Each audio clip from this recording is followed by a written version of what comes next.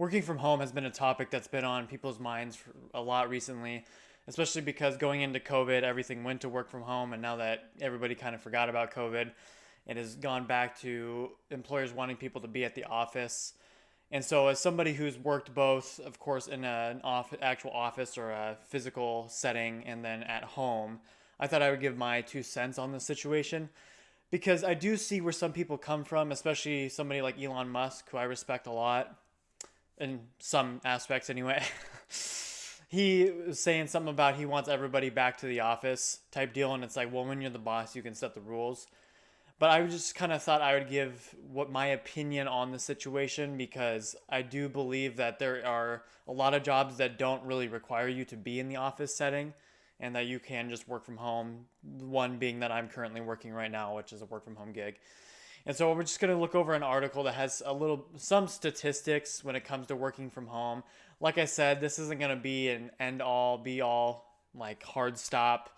Working from home or working at the office is better. It really depends on the situation because a lot of jobs do require you to be in the vicinity of other people, proximity, be able to bounce ideas and things like that because a lot of stuff, especially for let's say like up and coming businesses and things like that, you need to be able to have that readily available communication to be able to progress farther, I think. I mean, it can be done from home obviously, but it does present that a little bit more of a barrier than you would like to see in the professional setting anyway. So this is an article that says surprising working from home productivity statistics.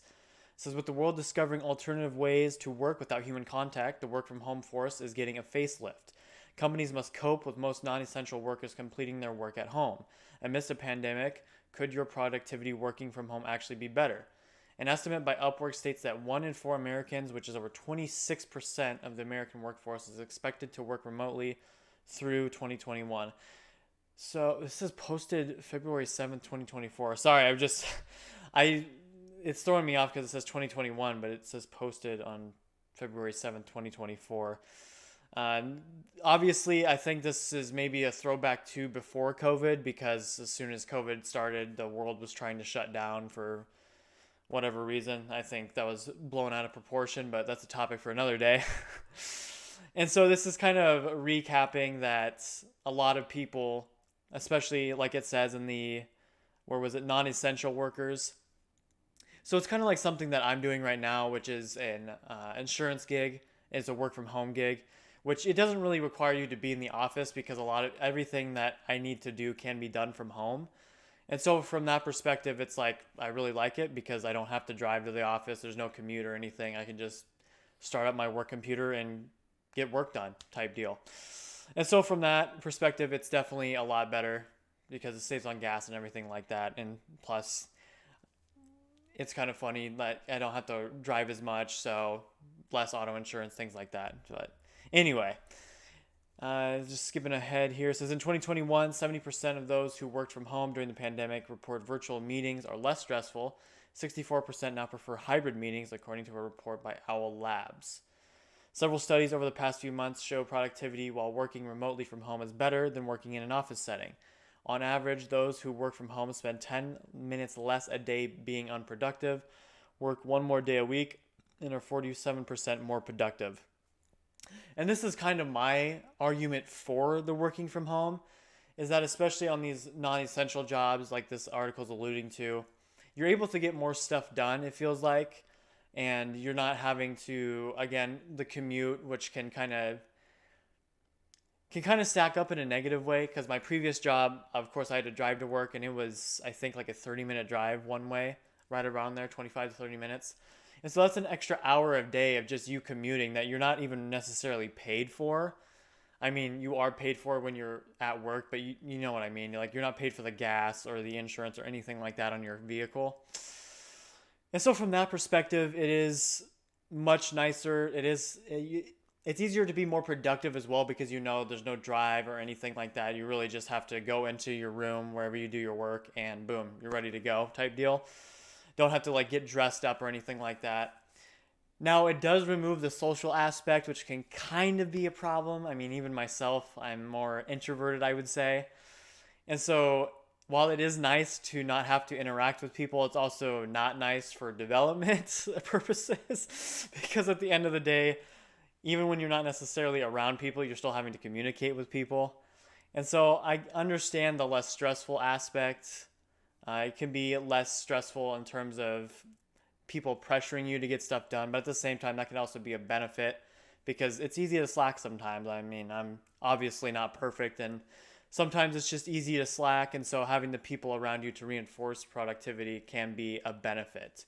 It really depends on the person, too. I mean, there's some people can work from home, some people can't because they just can't stay focused type deal. So it really depends. It really depends. It says performance can increase up to 13% by working from home. A study of Stanford by 16,000 workers over 9 months found that working from home increases productivity by 13%. This increase in performance was due to more calls per minute attributed to acquire a more convenient working environment and working more minutes per shift because of fewer breaks and sick days. In the same study, workers also reported improved work satisfaction and attrition rates were cut by 50%. I mean, this makes sense. I mean, for any of my peeps out there who have worked from home, I mean, even if you are sick, you can kind of still get around it. Of course, if you're like feeling terrible, maybe not, especially if it's a speaking job over the phone. It's going to be a little bit harder, obviously, but I mean, you don't have to get mentally prepared in the way that you would when you're going to a physical location when you're feeling a little bit down because it's like, well, I feel kind of bad, but I can still work because I don't really have to get dressed or anything. So from that perspective, yes, it's nice. Fewer breaks. The breaks are easier because it's like a boom break. You can go downstairs or upstairs, whatever, wherever you're working, and get stuff done or other stuff on your break. And then you're not having to like pack meals for lunch or anything like that. You can just clock out, go get lunch ready, come back, do whatever, and then clock back in ready for work. So that's another positive, I think, for working from home. Definitely like that a lot better than being at the job because not only are you, there's the drive, but there's also the packing the meals and things like that. Whereas you don't really have to pack because everything's at home. So that I really enjoy about working from home.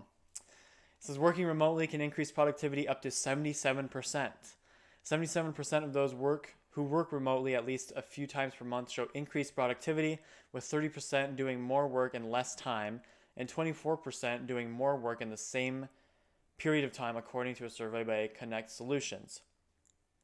This also makes sense because, like I said, for the people who are able to focus by working from home, you're almost incentivized to try and do more because it's like, well, I'm not having to expend more energy to drive to the office, to be around people, so I can kind of give more effort to the job itself, which I mean, I definitely agree with there. And like I said, it really depends on the people who are in the position because working from home definitely isn't for everybody. I mean, you definitely have to be semi-motivated to perform your job and perform it well.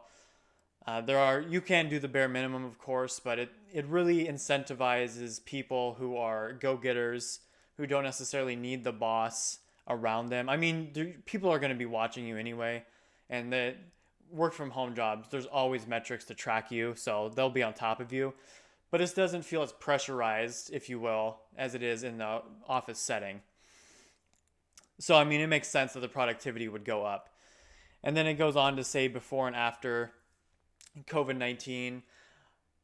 This is where it's a little more difficult for me anyway, because you have people like Elon Musk who is wanting everybody to come back to work, which in a sense I understand. I mean, he's the boss, so he says, well, at least for his companies anyway, he says what goes.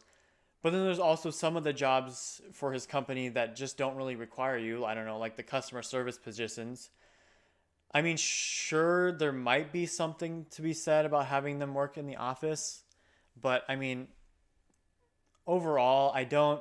The customer service, the helplines, the insurance adjusters, things like that, all of this stuff can be done from home. I mean, a lot of jobs can be done from home nowadays, especially with the technology we got. So it really depends on the structure, I think, how well everything is communicated, because at the end of the day, these companies run on communication. And as somebody who has seen the pros and cons of good and bad communication, cons for bad communication especially, I can definitely see the need to want to have people in the office as opposed to working from home, because it can be very easy for people to not want to reach out when there are problems and things of that nature, which can just trickle down all the way. I was talking with this with a friend of mine the other day about, and we were talking about the military and how the military sometimes just seems like it's so disoriented in what it wants done, and everybody is like scattering and sputtering around last second to get stuff done. And it's like it's because it's the people at the top. A lot of them just don't even know what's going on. It seems like till the last minute, and then they're just throwing it on somebody else to get it done. And so it's just a waiting game of, well, no, you do it, no, you do it. And so it's that lack of communication is that really just causes these companies to spiral out of control and causes their downfall.